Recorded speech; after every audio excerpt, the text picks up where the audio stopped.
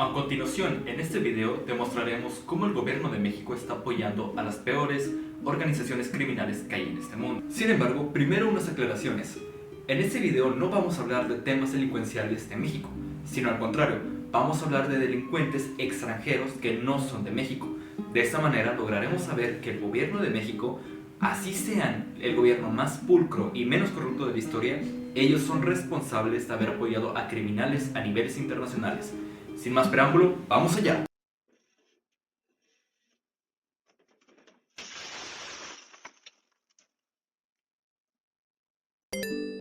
En junio del año 2021, Cuba tenía una terrible crisis económica, esto causada por la pandemia, principalmente por dos factores. Por un lado, menos turismo, en Cuba se depende mucho del turismo, y además, como pueden ver por aquí, menos remesas, ya que la economía cubana depende de ese elemento.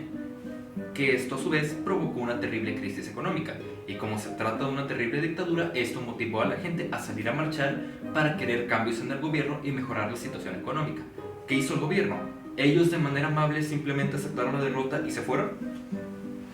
¿O simplemente negociaron con la gente para conseguir mejores formas de vida para su gente?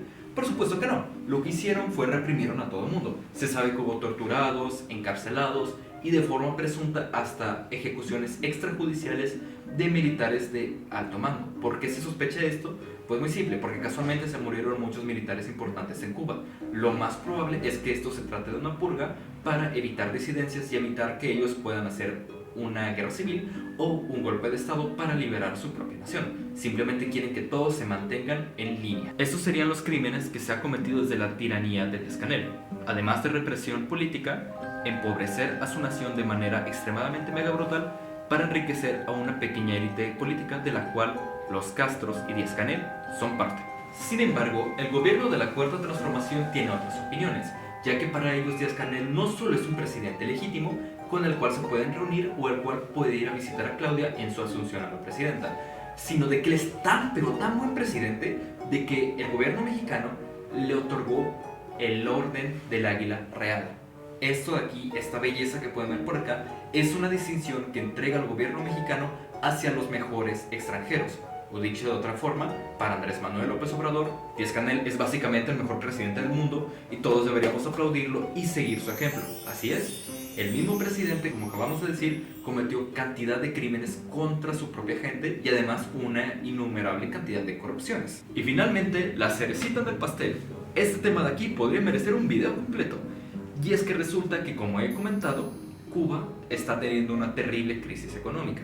Y para solventar esta crisis, o mejor dicho, solventar porque sigue habiendo mucha hambre, lo que ha hecho el gobierno cubano es pedir ayuda internacional, que le entreguen muchísimo petróleo de otros países. Como en Venezuela también tienen sus propios problemas y no les pueden entregar petróleo, México le está entregando dicho petróleo. ¿De qué cantidades estamos hablando? En el año 2023, al gobierno cubano se le entregaron aproximadamente 300 millones de dólares en barriles de petróleo a esta tiranía para que sigan en pie. En el 2024 la situación siguió muy similar. Se le entregaron entre 15.000 a 20.000 barriles de petróleo a esta tiranía para que sigan a flote. Entonces se va a apoyar a Cuba, se está apoyando primero técnicamente.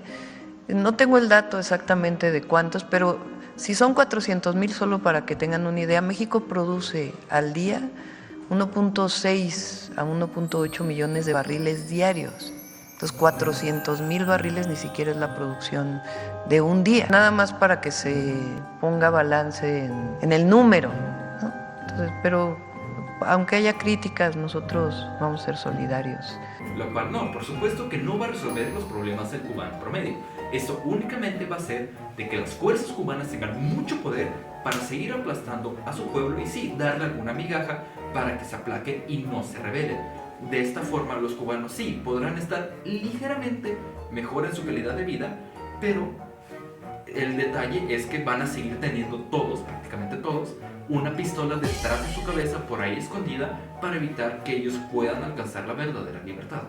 Y de esta manera todos los cubanos, si hay algún cubano aquí en nuestra queridísima audiencia, sepan ustedes de que el gobierno de México no los va a apoyar. No los va a apoyar en su causa de buscar la libertad y la democracia de su país. Porque el gobierno de México no es nada más que un gobierno que aspira a tener el mismo sistema. ¡Oh, ya valiste madres, Bolivia! Evo Morales ha sido el presidente de Bolivia desde el año 2006 hasta el año 2019. Esto ha sido posible porque en el año 2009 él cambió la constitución a una constitución en donde se dice de que te puedes reelegir una vez. Sin embargo, él se ha reelegido 3 veces.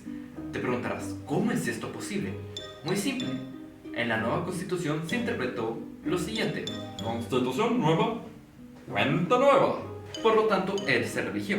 Sin embargo, aún bajo esta lógica, él no pudo haber ido a las elecciones del año 2019. Sin embargo, aquí empieza esta chistosa historia. Evo Morales en el 2016 hace un referéndum para que la gente le deje volver a reelegirse. ¿Qué sucede?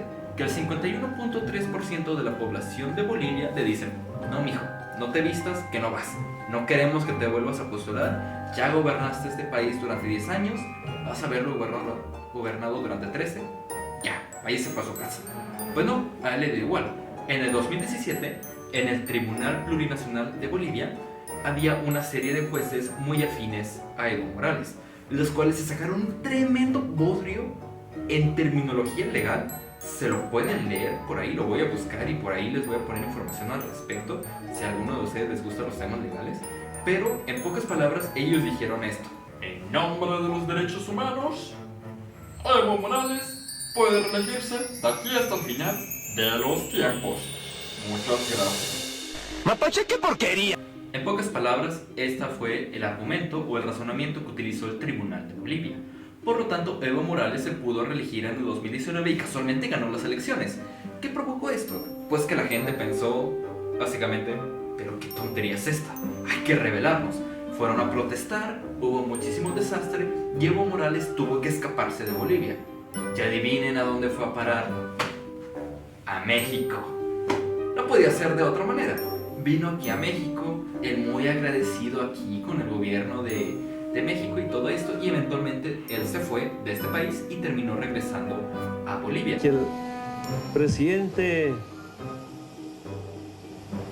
de México, gobierno del pueblo boliviano, me salvó la vida.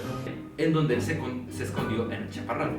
Y este no es el fin de la historia, porque resulta de que Evo Morales es básicamente el Didi de Bolivia. Y hablando más sobre el tema, si bien ahorita mismo el partido que gobierna Bolivia es el mismo partido que Evo Morales, el partido MAS, o por sus siglas Movimiento al Socialismo, resulta que lo está gobernando Luis Arce.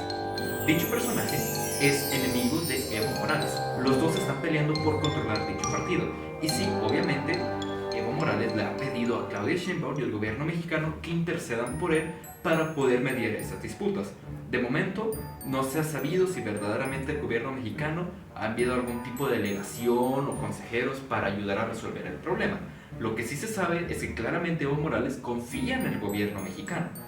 Y mientras tanto, lo que hace este señor, este es, como ya comenté, él está escondido en el Chaparral, una región boliviana la cual es controlada por cocaleros, que a su vez su jefe es Evo Morales, puesto que él es un tremendo cobarde de que es incapaz de afrontar el hecho de que él, presuntamente al menos, embarazó a una niña de 15 años en el 2016. E incluso tuvieron una hija o un hijo, y esa persona anda por ahí, y pues imagínate de que Evo Morales sea tu papá. Imagínate que tu mamá tenga 15 años, ese es un tremendo horror. Lo cual, como ya hemos mencionado, no le impide al gobierno mexicano apoyar a semejante gente.